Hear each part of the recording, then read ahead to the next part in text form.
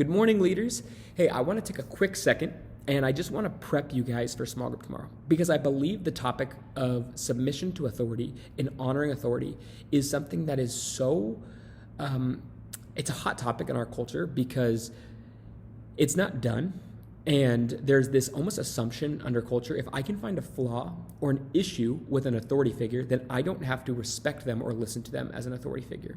And so what I want students to do is I want to help them see in group and in the message, I want to help them see the biblical view of authority and how they can enact that in their life. So when we talk about the biblical view of authority, we're going to talk about how David honors Saul regardless of his personal gain or personal benefit. David honors Saul even at times when it disadvantages him to continue to honor Saul.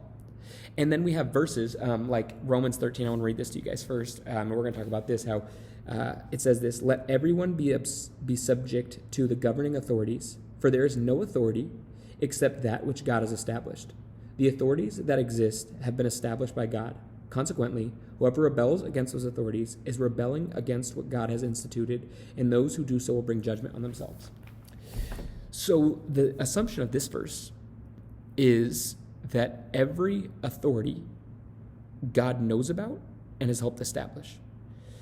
Here's the tricky thing, is there have been a lot of really bad people in authority, right? Like, I mean, even just, you can think of examples off the top of your head, like Genghis Khan, Hitler, Mussolini, you name whatever president you want that you feel like is wicked or whatnot, but there's been a lot of bad authorities. And so you're like, what do we do with that? Like, God appointed that?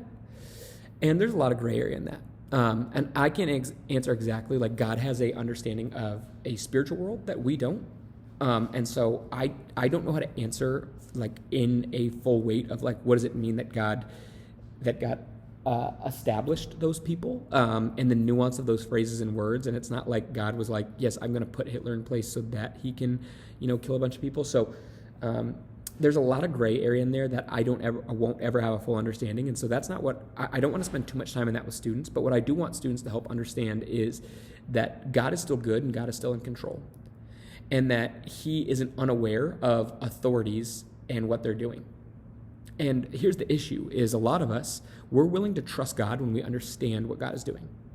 But we have a lot harder time trusting God when we don't understand what he's doing. And I want students to see this, that, like, when we can understand what God's up to and why he would do certain things, we're like, of course I'll put my trust in you.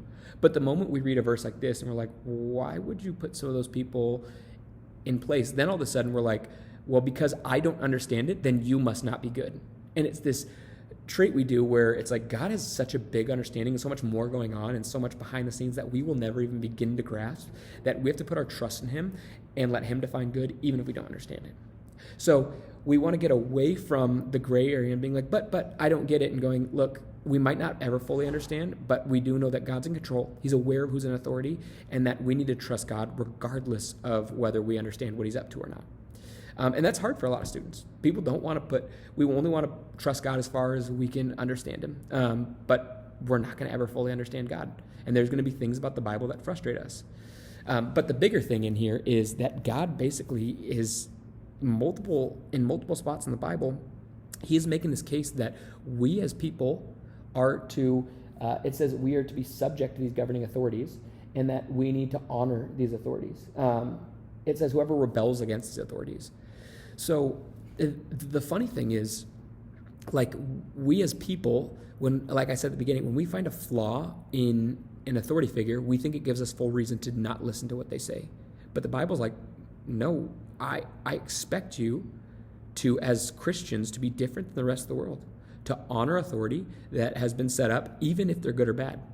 Right? Like, there's a lot of bad authorities, and even good authorities will do bad things at times, but God's like, I still want you to honor them. Now, I'm going to talk about this in the message. This does not mean that we have to accept abuse, accept unfair treatment, or be compliant in all circumstances. Like, there's still a way to honor and not rebel against authorities while still peacefully pushing back and challenging the way things are done, right? Like, even, and some of you have been in the same position, I left my old job because I felt like I wasn't seen in a fair light, but I was still respecting authority. I didn't rebel against the authority. I felt like I honored them, but I said, I am going to see if I can put myself in a different authority, or I'm not going to accept abuse. Or that doesn't mean that, like, if someone says something you disagree with, that you just have to go, oh, well, I just have to accept this. You can have honest conversations with it, but there's a time and a place to rebel. And the only case I think the Bible makes for us rebelling is if we are given a immoral or ungodly command, like in the sense of Daniel, where he was told to pray to Nebuchadnezzar, and he says, no, I'm going to pray to God. But even in that case, Daniel does so peacefully, and when he gets thrown in the lion's den, like, he's willing, when he prays, he's not aghast at the fact that he was thrown in the lion's den. He's willing to do that. He's willing to accept the consequence for the actions of disobedience. And even when he asked to eat a different food that they were given him, he does everything so and respectfully. So it's like he goes against the culture, but not in a way that's rebellious. It's in a way that is done fair and kind. And so what we're going to talk about, and it's funny because students like to get hung up on the conceptual and get frustrated about, like, well, is the Bible really saying? And all that's important is the message and the theology behind this.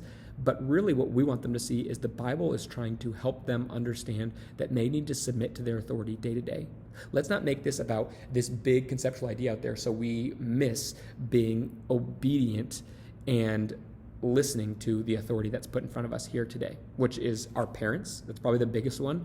But then teachers, small group leaders, coaches, employers, whatever it be, God is calling us to listen, governing authorities, to be willing to be under them and to be peaceful with them. And if there is something that we feel is ungodly in their commands, that we go about our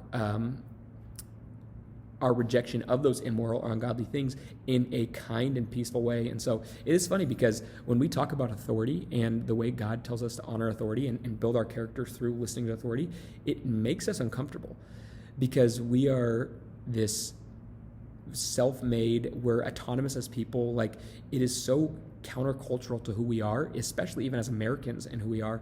And so we read this and we get all riled up and ruffle our feathers. And the Bible talks about authority in a way that even us as